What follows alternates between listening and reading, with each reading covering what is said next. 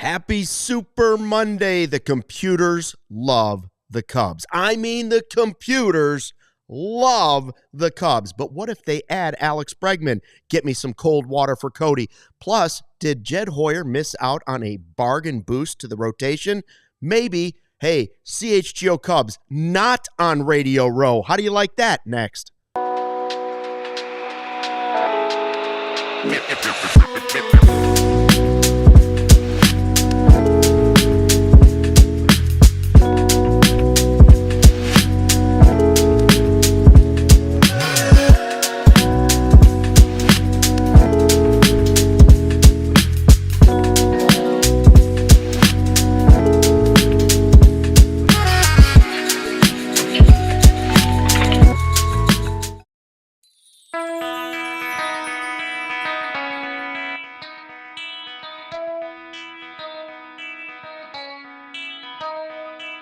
Hey, Chicago, what do you say? It's the CHGO Cubs Podcast moving into the month of February.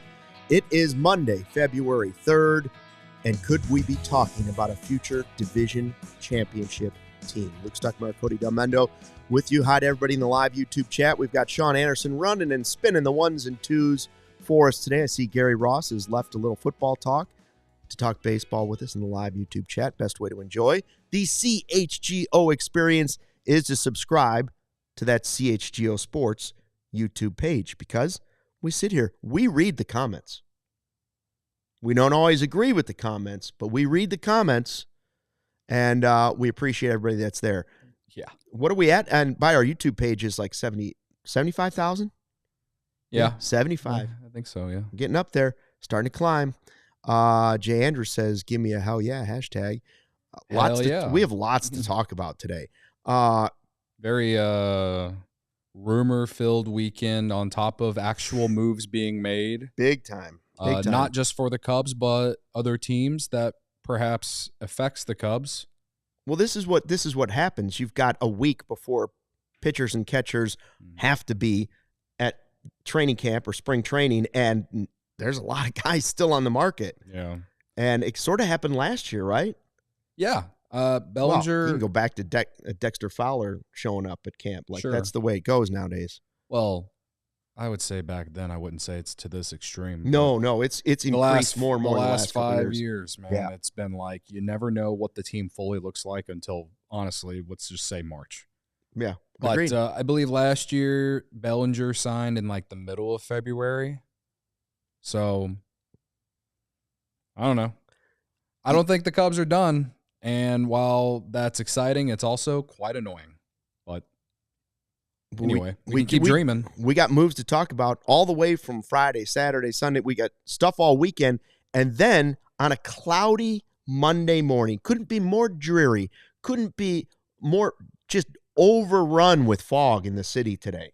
Just as dreary as you could put a Batman movie in the city today, right? Right. Another one, I should say. And yeah, another one. The Dark Knight was awesome. And it's just miserable out today. It's not freezing cold. It's just dark and dreary. And then this light comes from the sky, and it shines through, and it warms your face, and it's the Pecota standings. And Cody, I know it grabbed you, and it cheered you up like you've never been cheered up before, because it grabbed hold of you and it said, wait till next year. It could be here. This is the one. We've been sitting in this mid-off season, and then Pecota projections, the computers decided this is a first-place division-winning Chicago Cubs team this year. And have the third best record in baseball. They project 90 wins, almost 91, right? Yep. Pushing towards 91. 90.6. So Dr. Brendan Miller said 91 in his tweet today. That's what I mean. 91. And you're right. 559 is the third highest projected winning percentage in all of baseball. Again, by the computer. The computer has the Dodgers, the Braves, and the Cubs. Very few. I think the Yankees, if you round up, are a 90-win team, but that's it. Mm-hmm. Yeah.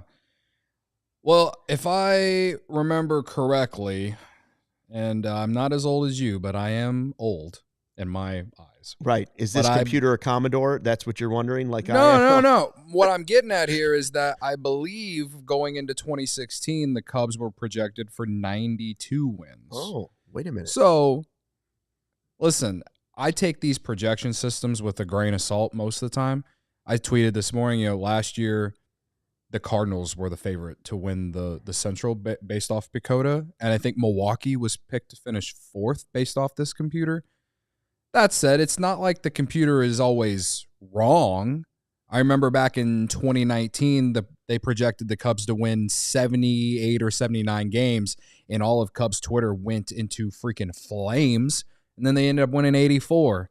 And so while they exceeded that projection, they weren't that far off. So 90 wins, I guess that's a great floor if that's how they feel, if that's how it goes.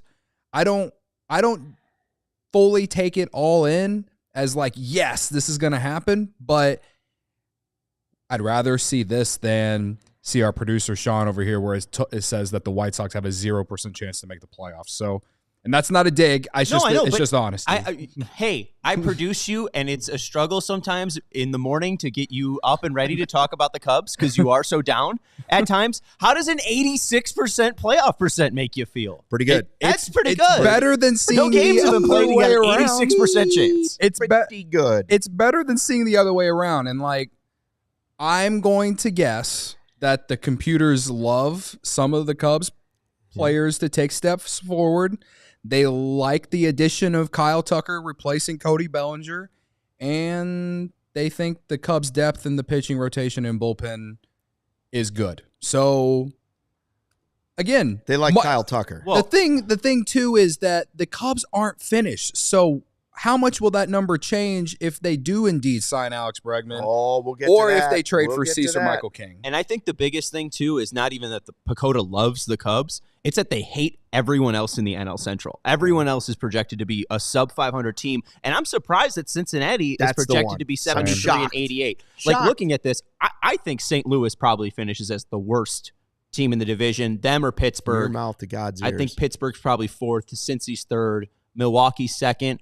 But like it does seem that the Cubs could win this division with 87 to 88 wins. That doesn't seem out of the realm of possibility. I've been saying Cubs and Reds competing for the division, but it is hard for my brain to wrap itself around the idea of the Brewers, who we always think are going to be trash, falling a 10-game lead over the Cubs at the end of last season, dropping to 3rd in the division behind the Reds. So that's my only hesitation when I say Cubs-Reds. Yeah. But to me, it's shocking that they have the Reds at 73 wins in last place, because I think the Reds are a better team than that. Yeah. Brandon in the chat, he said 90 isn't a floor, it's a median. So, yeah, I guess I can agree with that because, of course, if you go back to 16, like I said, they were projected to win 92. They ended up winning 103, right? So, well, and also knock on wood, like Kyle Tucker goes out in the first week, and then that's where the bottom end projection comes out. Right. So I think that's a good way of putting it. I think my point is that I still take these projection systems with a grain of salt, but again, it's cool to see the projection systems liking the Cubs, and it kind of proves, I think, a lot of points that me and you have made all offseason, that some of these smaller moves have more significance to them than what a lot of people think.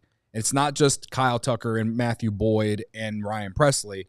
There has to be something to do with some of the depth that they have added in general too on the pitching side. There has to be some sort of thing about that Pecota loves about them in that aspect. On top of the fact that they must obviously like some of the Cubs young players. So it's fun to see, it's fun to dream about what this team could be. It does give me the little You walked in with a little shimmy. You walked in with a little shimmy. Yeah, like it gives me a little bit of a bounce about, pitchers and catchers reporting in a week and getting excited about the baseball season, no doubt. But what it really does is just make me wonder, what is that number going to be if the Cubs continue to add? Like, I truly believe that they will. I just don't know in what direction. So, but I have a question about this. By the way, the World Series one is at 7.1%, the projection. Is that to get to the World Series or win the World Series? Do you guys know? Anybody know that? Maybe it's to win the World Series. I would assume that it's winning. Yeah. 7.1%. 7% chance. So you're saying there's a chance. I mean, that's 7 times better than the D Rose odds we had one point. Yeah, that's fair. Almost. I don't do the math. Don't do the math on it. The Dodgers, I don't know what World Series percentage is. I'm looking into it. What do they have, 99? 20.7%. 20.7. Yeah, I see that. It's more than that. You know, I actually had a dream about the Dodgers, and it was that I thought the only way that they could potentially lose the World Series or a postseason series is if the team started to get the norovirus and it just ran through the clubhouse. That's the kind of thing that derails a team. Yeah. Anyways, I do like just real quick. It is to win the World Series, and that would make what the Cubs have the 7%, fifth best. The only teams that are above them in World Series percentage are the Yankees, Orioles. You also have Atlanta, and then the Dodgers. Those are the only teams that have a better World Series percentage. That's crazy. I'll take that every day of the week. I don't know that I agree with it. I'll be honest with you. That seems a little optimistic for my bitterness. Yeah. But I will take it. I'd rather keep in mind how accurate is this, Sean? What were they predicting last year? Because remember, 2 years ago I predicted 83 wins. People should be more concerned about what my projection is. When I said 83 wins and they finished with 83 wins. Now last year I said 90, but it might be that my brain was just a year ahead of itself, and now the projections are Pecota's catching up with me. Sure. And then I had the weird, universe talking to me at Cubs convention where I kept seeing sevens everywhere. 77,777 miles on my car. I walk in, see jersey number 77, Matt Shaw. I'm like, they're either winning 77 or they're winning 87. But now Pecota could be bringing us back to 97. Hey, what do you think about this? Joe N says, if they sign Bregman, I'm done with the Cubs, and you should be too. I think that is it opposite? I've actually never figured out when. I mean, he's really anti-Bregman? I've never figured out opposite day. Or is that Matt Shaw's agent? When is that? Is it today? What's that? Is opposite? I've never figured out when. Is that like an official day? Kids, we used to say the opposite day. I'm assuming it's because of 2017. Is that why? The trash can stuff? Literally, this is the first comment that he's made. I have no idea. I don't know. He could just not like the player. The Bregman thing has me both ways. One, I still don't believe it's happening, okay? I've said it for a long time. I don't believe it's happening. However, there's enough smoke now to say that the Cubs are at least checking in on it, right? By the way, Gary took over the live YouTube chat here in the CHGO experience earlier by saying he's hearing of a third baseman, a name that's not being discussed by a lot of people, and Arenado. What did he just say? What he was saying was that a third baseman in the division who wears red is somebody that they've contacted with. So that means Arenado, right? The Cardinals are desperately trying to get rid of Arenado. Desperately. I heard John Morosi say last week he'll be shocked now if Arenado is not on the Cardinals, because who has that room? Gary said in the chat that the Cubs have talked to the Cardinals about Arenado? No. He has heavily hinted that the Cubs have talked to a team within the division about a third baseman. So that means Jeimer Candelario, welcome back. No. I would assume Gary's talking. I would assume he's talking about Arenado. Sure. Yeah. We'll just let it. We'll just let it go. But the Bregman thing is this. I like the guy. Mm-hmm. I have no problem with Shaw being the third baseman. I'd almost rather have another big pitcher be added to the team. Sure. I've said that. However, I am also desperate for this team, strictly for my sanity and the post-game shows, and on a professional level, just desperate for this team to finally win some games. Please, could you be a legitimate team for the first time in 4 years that we've been doing this? So that's why I would say 1 year of Bregman with Shaw kind of being the super utility guy that Cody's talked about, I'm okay with that too. I just want to win. Please. Desperate for it. I can follow up with that after you tell us about Hooters. Yeah, we're going to get to more Bregman in just a second, but I want to tell you about a real champion. It is championship week. Is there any better combination than Hooters and Chicago sports? What makes the original Hooters so special? It's pretty simple. They care about people, the food they serve, their guests, and their community.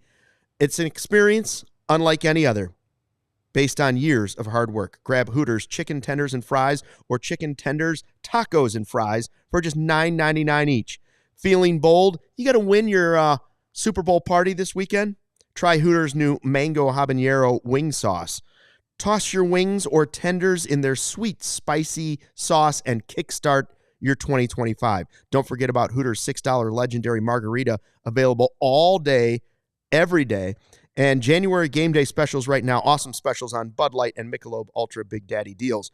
Cheer on your favorite team from any of the 11 Chicagoland Hooters locations. Doesn't matter if you're thinking Chiefs. Doesn't matter if you're trying to beat the Chiefs. You can go anywhere you want. They got one in Schaumburg. They've got one out by O'Hare, Orland Park. You name it, Countryside, Aurora. Look online. You can even order online for pickup or delivery. Check them out at originalhooters.com. Did you say Oak Lawn? Oak Lawn. Oak Lawn. Wells Street right here in the city, in Old Town. Mm-hmm. And Oak Lawn. And Oak Lawn for Sean. Boy, I liked the honey barbecue when they brought him in here. Yeah, the honey barbecue was good. The honey yeah. barbecue. Yeah. That was, on the drummies? Making me remember. It was so good. Okay. Anyway. If you got some game you want to go to soon, or hell, a concert. My girlfriend just went to see Kelsey Ballerini at United Center a few weeks ago for her birthday. Got her tickets on Game Time. You know, she used Game Time Picks, which is a new feature that makes getting tickets for events even easier. Game Time Picks filters out the fluff to show you only incredible deals on great seats, so you don't have to waste time searching through thousands of tickets to find the best value. Like I always say, when I go to Wrigley, I just hop on the red line at Argyle, get off at Addison, and pull up Game Time. It's the easiest way. You can see the panoramic view in the app, so you can avoid the polls, you know? And obviously, the best price is always right before first pitch. There's something really special about that, especially if you're like me and you just take a train to get to Wrigley, right? Mm-hmm. So, and a lot of people do that, and that's why I emphasize it, because it's really that simple. So, like I said, they have Game Time Picks. They have the all-in pricing, which is a top. When you toggle that feature, it shows the total upfront with no surprise fees at checkout. Luke, I know how much you hate a bait and switch, my man. Hate it. I absolutely hate it too. They just tell you the fees right up front. That way, you know exactly how much you're going to have to pay. I mentioned the seat views that give you that panoramic view of the ballpark or United Center or whatever you're planning to go to. And they have the lowest price guaranteed, or Game Time will credit you 110% of the difference. They also have Game Time ticket coverage, where your tickets are guaranteed to be delivered on time and your purchase is covered with the most flexible customer service policy in the ticketing industry. So take the guesswork out of buying tickets with Game Time. Download the Game Time app, create an account, and use code CHGO for $20 off your first purchase. Terms apply. Again, create an account and redeem with code CHGO for $20 off. Download Game Time today. Last minute tickets, lowest price, guaranteed. Guaranteed. I wonder how much it is to go to New Orleans. What's up? Oh, hit the like button. Oh, hit the like button. I thought Sean was just giving me He was giving us thumbs Air up. traffic control. He was waving me in. I was like, what's going on back there? We got to work on our signal, Sean. 2 thumbs up means this means say, hey, like the video. Like the video. I was like, Sean, I know. It's been a great show so far. When I hold up the break sign, that means break. Yes. Yeah. Other than that, I don't have any other signals. Anyway. Touch the bill of your hat. Yeah. Means you're stealing this show. Anyway, I bet Game Time has the best price to go to the game in New Orleans this week. Oh, for sure. Right. By the way, we got our guys down there. You want Bears content. It's there. They're there. Okay, so the Bregman stuff for me. Oh my gosh. So if they're projecting 90, if the computer's saying the Pecota standings are projecting 90 wins, what does the addition or potential addition of Alex Bregman do for that? I think it would increase their win total, no doubt, because he's been a 4-win player each of the last 2 years. You don't just insert that and the number goes down, or it barely or it doesn't move at all. And he'd be replacing someone that's a rookie. Yes. I would assume that number might move up to like 92, 93, I guess. I don't know. This is my thing with Bregman. Obviously, as a fan, I would like the Cubs to sign Alex Bregman. I do. But when we look at things in reality, We know they're not going to go over the luxury tax. And so what do you want more for this team? Do you think this team needs more pitching still, or are you willing to roll the dice with Matt Shaw at third base?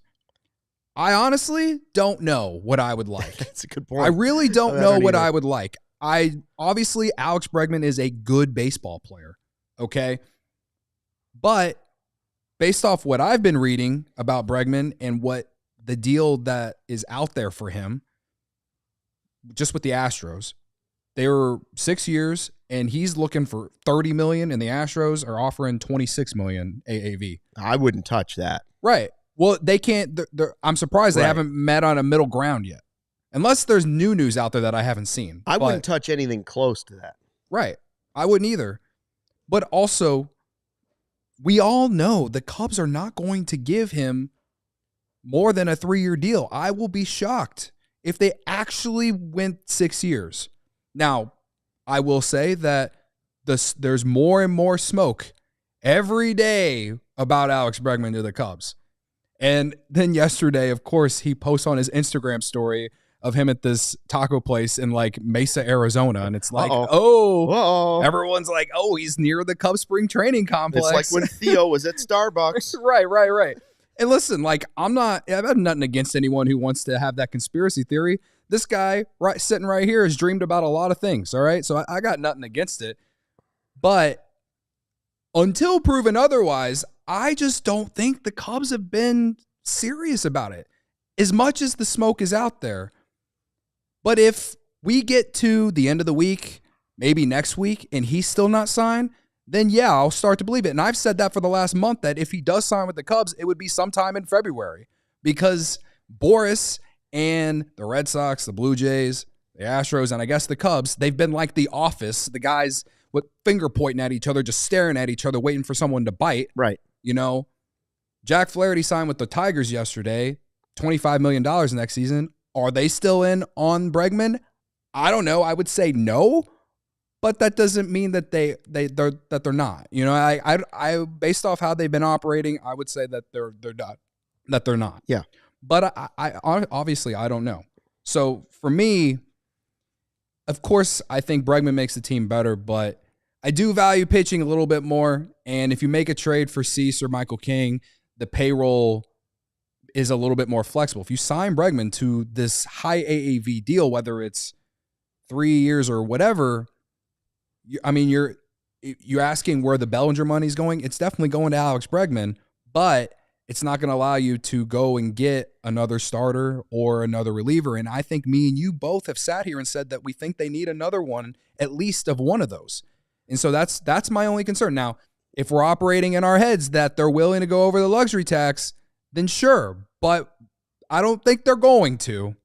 And I think most of everyone watching and in the chat right now would agree with that. So what do you value more? I personally value the pitching more. But listen, if they sign Alex Bregman tomorrow, I'd be excited about it. But real quick, I mean, if that is true that they would be willing to go over the luxury tax, they first have to hit the luxury tax threshold. Mm-hmm. They're 61 million under, if I'm doing my math correctly. The threshold is 241 million. The current opening day projected payroll is 180. So you have 61 million to work with. I thought, okay, first off, does that include some of the newer signings? Does that include Presley? Listen, the bottom line is don't let the facts get in the way of a good story. I saw that Joe in the chat was talking, the guy that didn't like and he followed up in the chat, said because of the trash can stuff. It's about the trash can stuff. He said he never apologized, least favorite player, and legit done with them after a lifetime of fandom if they sign him. Wow. So he really doesn't want Bregman because you've already got some former Astros on the team.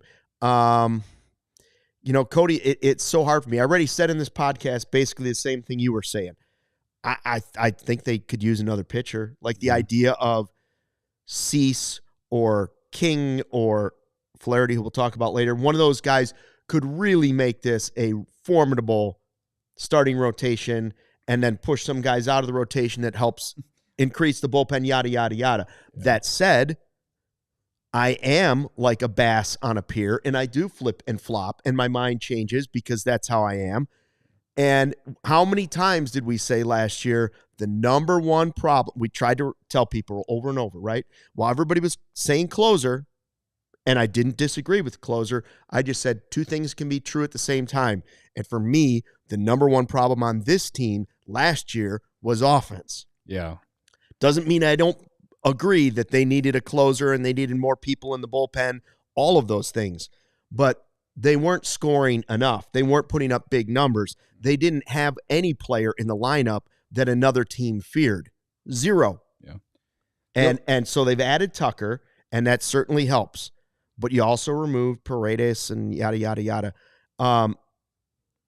Bregman would – this team, the way it's constructed, and adding Bregman would make this the type of offensive boost we were talking about. Now, Soto would have been the one that we would have all been happy about. But Tucker, even though it's probably just for 1 year, the offense is better. Could it still be better? Yeah, it could. Yeah. I pushed back on Sean for a second just because, like, from my understanding, the Cubs have like $30 to $40 million left to spend. So Gary said it's 207. Yeah. Cott's baseball contract, which is Baseball Prospectus inside internal revenue, says it's at 180. Spot Rack has it at 181, and then Fangraphs estimates it at 189 million. So I would assume, like, if we want to be like super conservative, we can go with Gary's 207. Yeah. But I think you could even be comfortable going at like 190 and still giving yourself that much, like, 50 or so million. Yeah. Either way, we know there's room. And we know that they want to save room for trade deadline activity. Yes. So, I agree. I agree with you about the offense. I guess the reason that I feel a little bit more optimistic about the offense without Bregman is because I think Tucker can really be that difference maker that they have missed. Like, we both know he's better than Cody Bellinger. And of course, my thinking in my head is that, maybe PCA takes that step forward, right, and Michael Busch is basically the same, but maybe hits a few more homers, and maybe Seiya finally is not necessarily what I've always dreamed of, but a lot better because A's in the DH spot and he hit well in the DH spot last year, but also Kyle Tucker is right there either in front of him or behind him in the lineup, Dansby could be healthy all year. Sure. And we both feel like Matt Shaw will be better than everything that was at third base for the Cubs last year. And the projection systems love that. Real quick, luxury tax payroll estimate 2025, $207 million. That's where Gary gets that. So the luxury tax estimate is currently at 207. So my bad. You're good. I'm really bad with this money stuff too. So clearly I am too, because I have no idea what to look at. And credit to Gary Ross. Yeah. Always credit to Gary. So I also, to play devil's advocate on what I'm thinking in terms of pitching, it's like, if the Padres aren't going to play ball in the way that you want to, then yeah, maybe you go that route. I've been thinking the last couple of days, it's like, okay, if the Padres, like, it was rumored that the Padres wanted Shaw for Cease, and we know the Cubs aren't going to do that. And if they really don't want to move Casey, then maybe this is we'll look back at this at the trade deadline type situation. But it also comes down to the fact of how desperate are the Padres to get under whatever, like, to shred this payroll. Apparently not desperate enough just yet. Just yet, exactly. So if that's not going to play out the way that Jed Hoyer wants, then yeah, maybe that's the route that you go, signing Bregman instead, and you pick this back up when the Padres decide to play ball. Because right now, the Padres, in my opinion, don't exactly have a ton of leverage if the whole reason they're trying to move some of these guys is because they're trying to shred payroll. It's kind of similar to the Bellinger situation, except for the fact that Dylan Cease is awesome, and so is Michael King. They had awesome years, so they have value. They have more value than what Cody Bellinger brought to the Cubs last year. So I think Pecota's basically saying they don't have to do anything crazy right now. That's true. They might be 10 games better than the Brewers. That's what the computer says. Sure. We obviously, now that I'm a cap expert, I want to just let you guys know what's going on. Yeah, capologist. Padres are at $245 million, so they're already 4 over the tax. So I think King was 7.75 mil, so that should get them under. I think Cease is around 10 to 11 mil, so that should get them under too. But again, how much of a priority is that? But it seems like it is a priority because they don't even know who their owner is because Seidler's dead and they're not sure if it's going to be his wife or the brother. It's a mess. All I'm saying is if it's that big of a priority, perhaps the Cubs have more leverage here and they could still get a trade done without moving a guy like Casey or Shaw. Or wait. And by the way, there was another option that we talked about that we'll talk about right after the break. If it's not Bregman, could it have been this guy? No longer an option. But first, hey, whether it's pro or college, the app to bet football is Circa Sports Illinois. Circa Sports is sports betting the way it should be. Circa Sports Illinois has high betting limits, low holds, and exceptional customer service. Get ready for this weekend. Oh, are you going to be betting on football? Everybody wants in on it. Bet on all your favorite teams in every game this coming season. Spreads, props, futures, or in-game. Circa Sports has it. I love the prop bets. I know it's not the wisest thing to do, but who doesn't love betting on the national anthem? The 50-50 shot on heads or tails. Or the Gatorade color. Who doesn't want to bet on Gatorade color? Fund and bet like a pro from anywhere, anytime in Illinois. Download your new bookie today at circasports.com. Must be 21 and older. Gambling problem? Call 1-800-GAMBLER. The best bet of the year I've already won. I don't know if I'll win an easier bet. Bears under 9 wins. No. Oh, I won that one. That was last year, Luke. Oh, sorry. We're talking about 2025. You're right. I forgot. It's 25 now. The easiest and best bet I've made in 2025, and there will be no better bet, was when I hammered Cavaliers minus 13 at 1 a.m. on Saturday. That was an absolute banger of a win. What, the Mavericks lost? That's right place, right time. Yeah. Well, I think it opened at like 9.5 and just skyrocketed, and I just grabbed it because I was like, there's no way they're going to cover this after that trade. Anyway, I put on my Shady Rays because I felt cool after I did it too. All right. Shady Rays is an independent sunglasses company offering a world-class product rated 5 stars by over 300,000 people. Their shades have durable frames and crystal clear optics, making them the perfect choice for all outdoor adventures. They have hundreds of options to choose from, so you're bound to find the perfect pair to match your style. They probably have a style in your favorite team's colors, right? Plus, if your shades ever go missing or take an unexpected hit, don't sweat it, Luke. They have the most insane protection in all of eyewear. Mm-hmm. Every pair is backed by lost or broken replacements. If you don't love your shades, exchange for a new pair or return worry-free within 30 days. There's no risk when you shop. Exclusively for our listeners, Shady Rays is giving out their best deal this season. Head to shadyrays.com and use code CHGO for 35% off polarized sunglasses. Try for yourself the shades rated 5 stars by over 300,000 people. Shady Rays. Man, people are going to think you have real expensive shades on. You just have really good shades on. That's the way it goes. So there was a lot of activity. We've been talking about the Pecota standings and the projection that they could win 90. I wonder if that do you think that exceeds what Jed is projecting right now? Because Jed's moves are based on exceeding projections. We know, right? That's his favorite phrase, exceeding projections. Has Pecota exceeded Jed's projection already? I don't know. I don't know the answer to that. Bregman, we assume, would push it from 90, 93, 94, or does Pecota know something and they're already factoring Alex Bregman into the rating? Right. Well, I mean, I don't think so, but we spent a lot of the last couple weeks saying which pitcher could they get? Whether it's Cease or King, or I mentioned Scherzer, who's going to the Blue Jays. Mm-hmm. Jack Flaherty was a name that came up a lot because he had ace-type stuff, but injuries have been a problem. Then last year he was good for the Tigers. Then he was good for the Dodgers. And he ends up going 2 for 35 back to the Tigers. $25 million this year, and then he can opt out.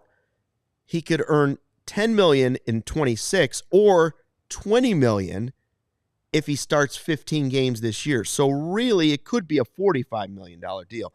But regardless, it's pretty close to what they paid for. It's for Boyd, right? Like it's not an absurd contract at all. Well, the only difference is he's gonna make $25 million this year. Yeah.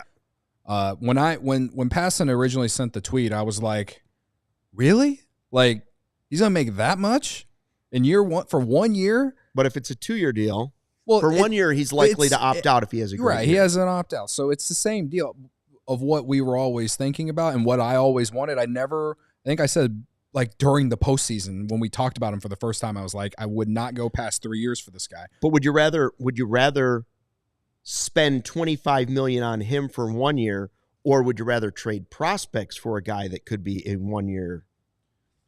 You know what I mean? Like that. Yeah. That's another way to look at it. My overall feeling about this is that I'm fine that they didn't spend $25 million for Jack Flaherty, because he is just the pitching side of Cody Bellinger in a way, right? Like the guy had an insane 2019.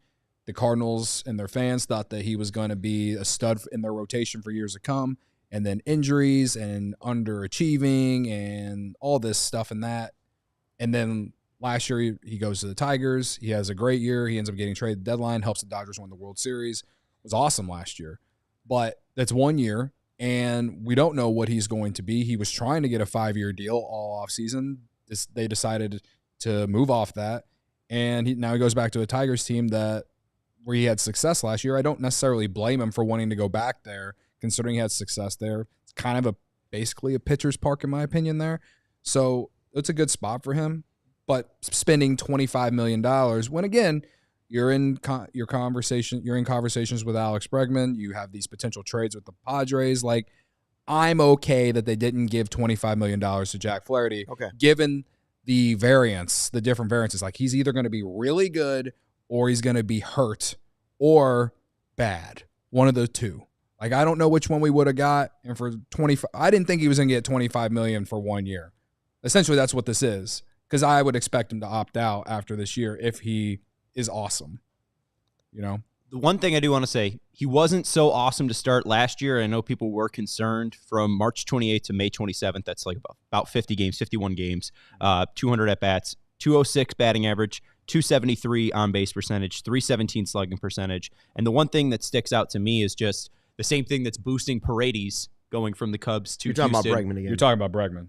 Yeah. Yeah, I'm talking about Bregman, but Paredes going to Minute Maid and having the Crawford boxes, like that's a boost of them because they think that his pull side power, his infamous pull side power, is going to benefit because of the Crawford boxes. Okay. With Bregman, you look at his numbers, his expected home runs at Minute Maid compared to Wrigley since the pandemic. 21, he had 18 projected at Minute Maid, 13 at Wrigley. 2022, 33 at Minute Maid, 25 at Wrigley. 2023, 29 at Minute Maid, 29 at Wrigley. 24, 31 homers at Minute Maid, 26 at Wrigley. So I do wonder if there would be some power deficiency that you might see from Bregman if he doesn't have that short porch left field. No, he's not. I mean, that's not a guaranteed play that he is the right answer at third. I mean, when we're talking about deciding between Bregman or Flaherty, that's right. I think there's at least more. The floor is higher for sure with Alex Bregman. And what Sean's talking about with the pull side power thing and having those Crawford boxers at Minute Maid Park, like I've definitely given that a thought as well.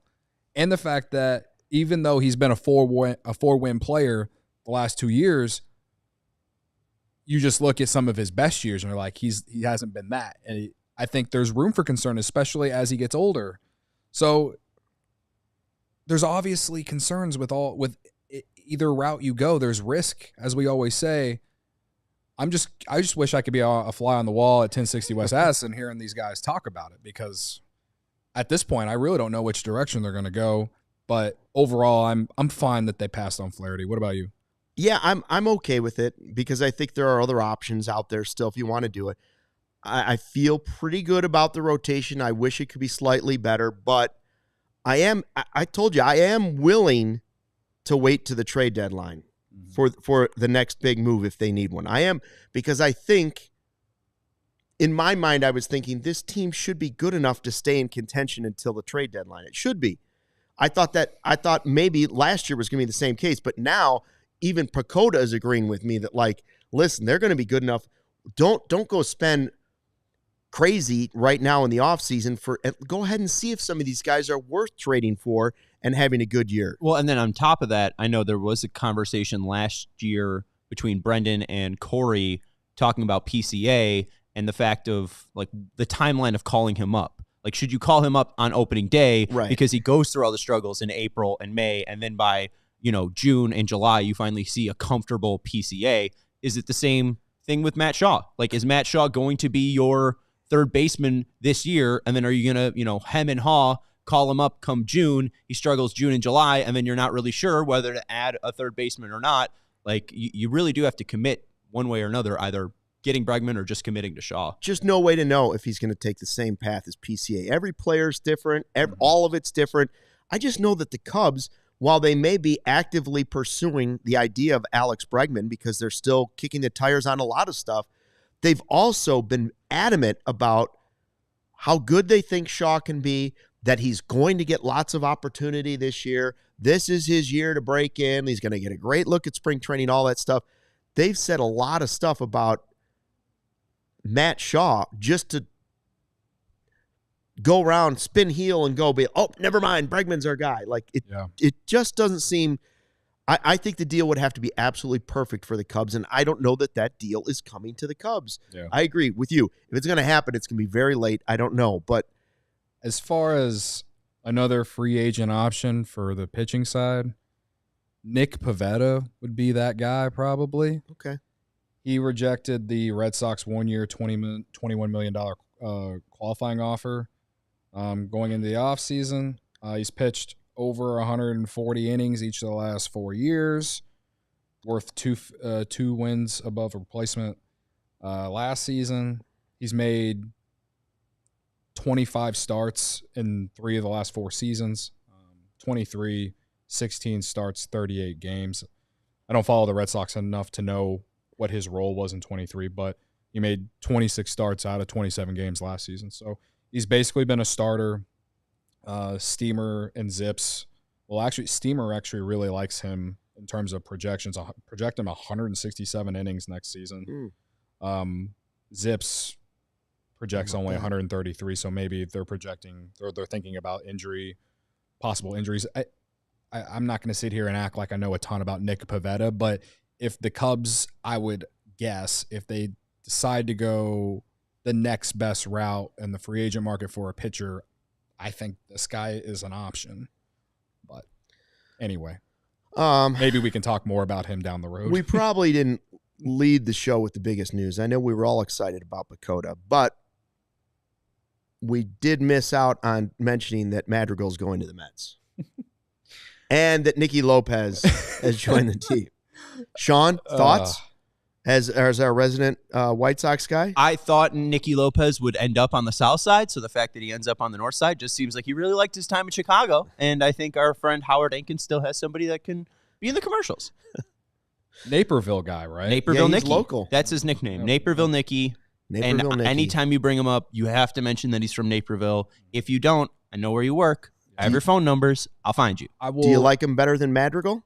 Oh, yeah. Well, just personality-wise. I mean, Naperville Nicky is a guy you know. Okay. It's an easy guy to root for. Is he a great baseball player? No, but he's a better middle infielder than Madrigal. So he's definitely more valuable, at least on the defensive front.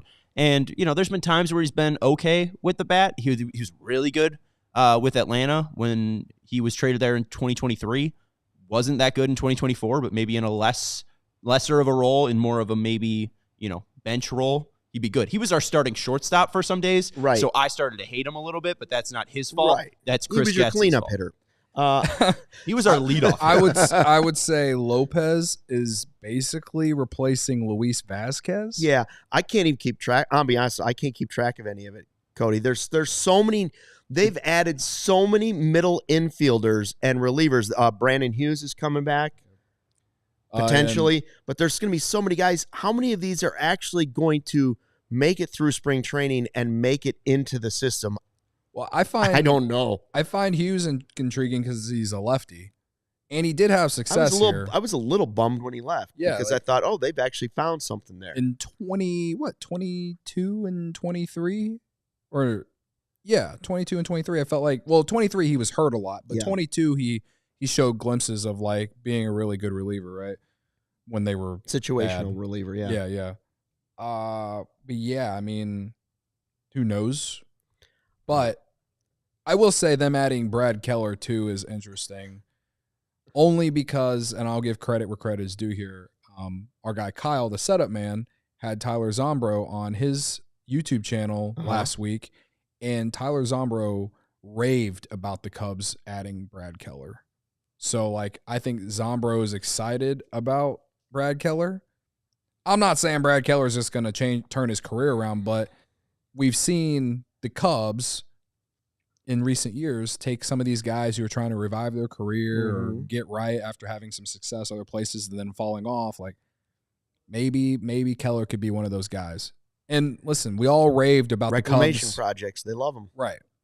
But we've all raved the last handful of years about the Cubs and how they've, improved this pitching infrastructure. The guys, people raved about him being hired, Zombro being hired by the Cubs. So I'm not going to sit here and know what I'm talking about it, but like whenever that guy is openly saying on a guy's YouTube channel that, he feels like he knows how he can get Brad Keller back on the right track, like that'd be cool. That'd be a great one of those like exceeding projection reclamation projects. And we said who's going to be the new Mike Tauchman? Who's going to be the guy of these fringe moves that you notice them and you're like, okay, sure, whatever. Right. But you go about your day and you carry on and nothing really changes. Which one of these guys will actually impact winning baseball for the Chicago Cubs? Right. I sure hope it's one or two of them. Yeah. And if the others don't, that's okay. But I've hoped the Cubs have, thrown enough darts at the board that one of them can be turned into something. And Nicky Lopez too, like I said, if he's a version of Luis Vazquez right now, I don't know how this bench is shaping out to be.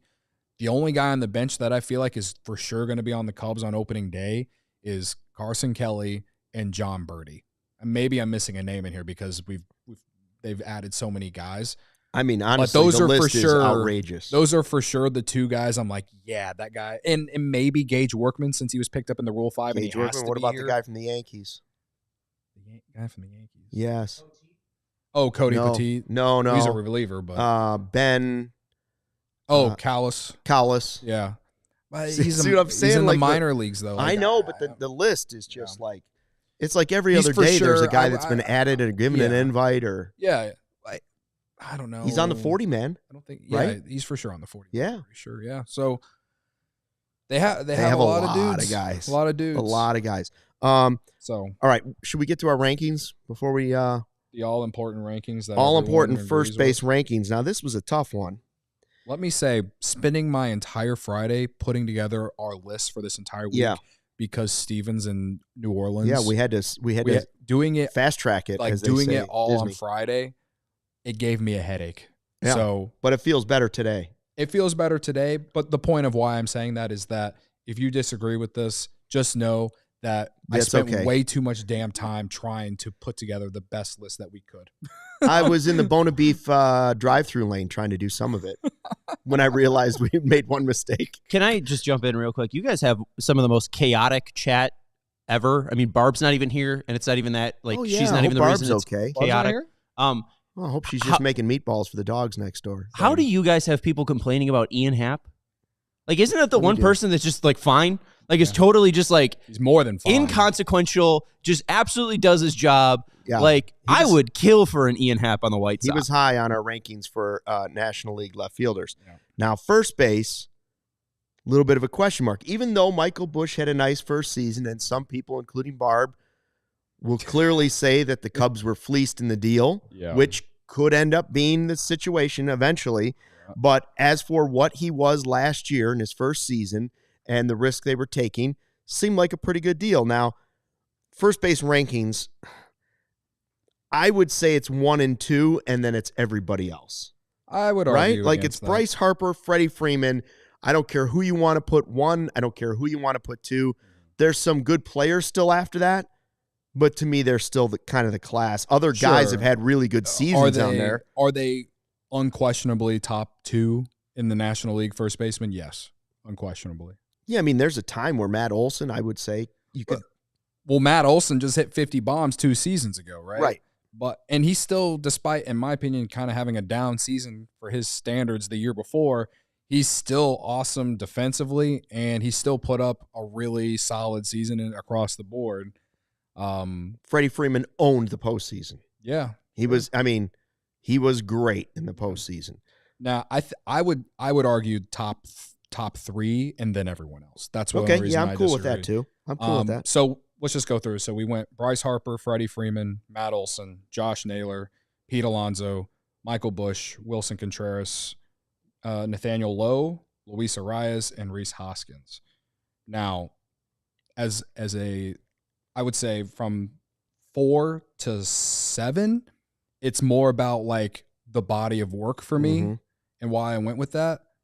And then 8 through 10, it's like Arias can play second.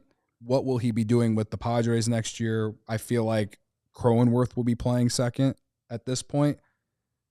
And I guess maybe Bogarts could go back to short. I think I just saw that yesterday, that Bogarts is going back to short. Right. And Hoskins, he's fine. He was a bad defensive player for the Brewers at first, but it was a low. A year ago, we were talking about that pickup for the Cubs because before Busch happened, we were like, well, that's a low risk deal. Yeah. Here's a guy who's had some good power. But I think from 4 to 7, Josh Naylor and Pete Alonso have put together a body of work where it's like they belong to be high. They belong to be higher at this point than Michael Busch and Wilson Contreras. And I say Wilson Contreras is not a body of work because he's been a catcher his entire career, and he's going to a year where he's going to play first base for the first time. I was going to say, how many games at first base? I don't think he's played any. Maybe he's played a handful, but it's a very small portion size, and he's going to be playing either DH or first base for the Cardinals next year. Now, we know the offense is there. Now, Major League Baseball or MLB Network, they had him ranked real. Am I imagining things? Didn't they have him ranked really high for their first baseman? I mean, he was on there. Yeah, I know, and this I was is all like, well, in wait all a minute, of we don't baseball, even know. We don't even know if the guy could play it. Yeah, 11 games at first baseman for Contreras, has not played the position since 2019. Wow. I mean, he's played left field more recently. Yeah. Left field and third base. Yeah. Listen, I think because of offense, that's why I was like, we should put him in the middle somewhere. Also, this was kind of a deal when you were looking at Wilson's long-term future when he was with the Cubs, okay?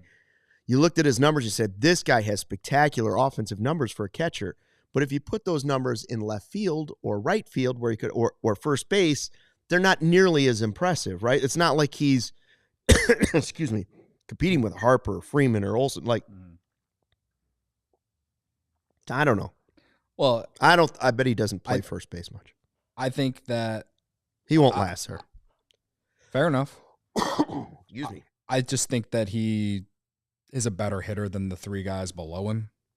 That's kind of why I was there. Yeah, I'm okay with it. I think by next season, we could be saying that Busch is higher on this list. It's just 1 year. It is just 1 year, though, and that's why that's why I personally have him below Naylor and Alonso. Well, we don't even know where Alonso's going to be. We're just assuming he's going to end up probably with the Mets. Right. But, like, names can slide out of there. It's one reason why I said what I really wanted to do was to take Michael Busch, maybe take Alonso out because we don't know where he's going, and we slide Busch up to 5 just to make people in division mad. And then Contreras, we drop him down and we just save a spot for Tony Rizzo. We always save a spot for Tony Rizzo because he could end up with the Marlins. He could end up with the Pirates. Where's Anthony Rizzo going to go, and how much loyalty do you have to the captain? Yeah. How much loyalty? Is it still gone? I just thought it would have been funny to put Rizzo, who doesn't have a team, ahead of Wilson Contreras because I know you still hold a grudge against Wilson Contreras. I think it's big of me to say that we should put Wilson Contreras on this list. And I think people in St. Louis would have been very angry if they saw it. Yeah. Man of integrity right here, Luke Or Stuckmeyer. you could have pushed everybody down, dropped Hoskins off, made Brewers fans mad, and put Anthony Rizzo at number 10. That also would have been fairly funny. I also wanted to put Chris Bryant on there. Rizzo and Bryant would have made it an even funnier list. Yeah, if we're here making funny lists, I guess. We could have Contreras, Rizzo, and Bryant all in our first base rankings, along with Michael Busch, who we would put ahead of all of them. Yeah. I think Michael Busch has he definitely over the next 5 years could be among the top 5 first baseman in the National League, no doubt. I think he's almost there. It's just 1 year. We need to see him put it together for another year, and I feel like we could make this argument because it's very clear that he's a better defensive player than both Pete Alonso and Josh Naylor. I defensively, that's what I really wasn't sure about going into last season. I feel really good about him defensively going into the season. Michael Busch offensively is one of those where I could see it going either way this year. Like you're talking X factors for the season. Obviously, PCA is an X factor. Rotation health is an X factor. Could Kyle Tucker, Seiya, how does he do with DH? All of those things. We know all of them, but Michael Busch is high on that list. You've seen one season of it. At times, it was great, but it was streaky, too. There were times that weren't great. And so I feel confident I'm going to get the good defense. Yeah. I feel good about the Cubs defense going into it. I could see 3 Gold Glovers in the outfield. I can see Nico and Dansby as potential Gold Glovers up the middle. I could see Michael Busch being in a Gold Glove conference. Like, I could see Gold Glovers all over the place. That said, that's how I felt a while ago. And we were like, oh, they're pinning their hopes on defense and pitching. And then it was awful for a little while. But I just don't know where he's going to be. I don't have a gut feeling on what's going to happen with Michael Busch. If he can take the next step, that's one of those, just another one of those X factors that can help swing a season and push a team towards the 90 wins that Pecota is talking about. I don't know how they feel about him individually, but for me, it's one of the bigger what ifs going into the season. I don't know how I feel about him offensively going into this year. Real quick, because William Workman is mentioning that he was awful in the second half of the season, and I just wanted to look at like what he struggled with specifically. Mm-hmm. There's nothing, at least from an outside observer, that I would say this is what he's struggling on. I think it could be fairly bad luck. Busch against four-seam fastballs on the entire year, a negative 10 run value as a batter. In the first half, it was -1, -9 run value in the second half. So obviously he struggled against four-seam fastballs, but his season whiff rate was 21.6. In the first half, it was 22.5. In the second half, it was 20.6. So he was whiffing less at four-seam fastballs, and the exit velocity was still around 93 miles per hour, which is just a little under an averaging hard-hit ball. So I just wonder if it was bad luck, especially with bad batted ball data, especially on his four-seam fastball hits. But then you look at against the slider, it was -1 for the entire year, -1 in the first half, but then he was a positive player against that pitch in the second half, a 39.9% whiff rate in the entire season, only a 28.1% whiff rate in the second half. So it seemed like he was seeing the majority of the pitches that he was seeing, four-seam fastballs and sliders, all right, and it seemed like he started whiffing less on it. So I think you could throw a little bit of rookie slide into Busch's second half performance, because I was expecting to look at it and see his numbers be like under 600. Like he still had a 700 OPS, and I think it was still like 780 OPS by the end of the year. I think it was the power drought that had fans kind of hesitating for a while, right? Like he had early on, he started and he had, was it 5 games in a row? He had a home run and everybody's like, whoa, what? They found their first baseman forever. He's the guy. And that power wasn't quite there later in the season. But what Sean's saying, I'm all for it. Listen, can I see a path where he becomes the Cubs first baseman for a long time? Yes, I can. I sure hope so. I've seen that sample size. Yeah.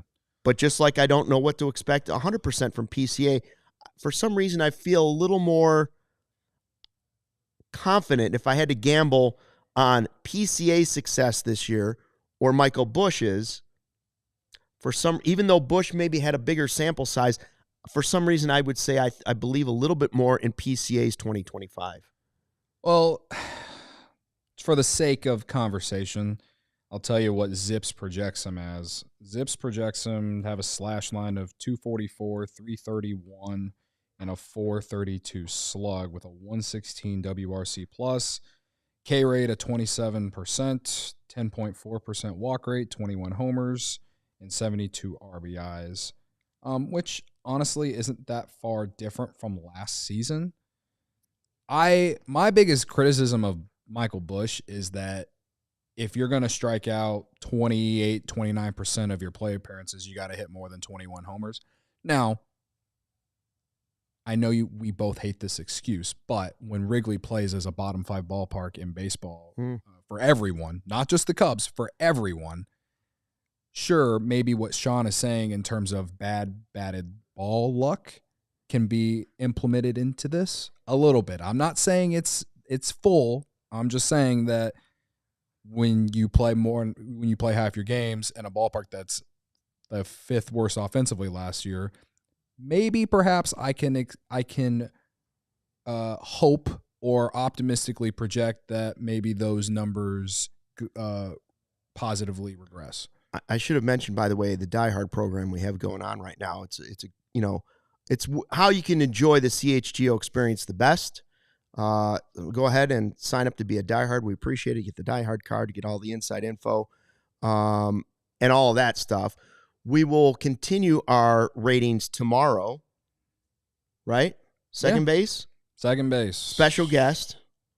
Don't want to say anything yet. We might save it because you won't be here tomorrow. You're going to save second base? Yeah. We got a great guest. We'll save second base. We'll save second base. We got a great guest tomorrow. Big guest. I'll let everyone know in the Discord. Everyone else can be surprised. Everybody's going to be excited. Yeah. You'll be excited.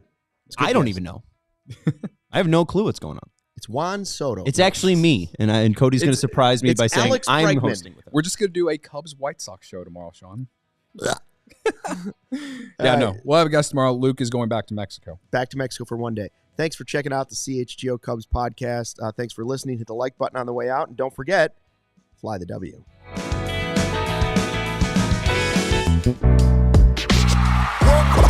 We all silly like the mayor.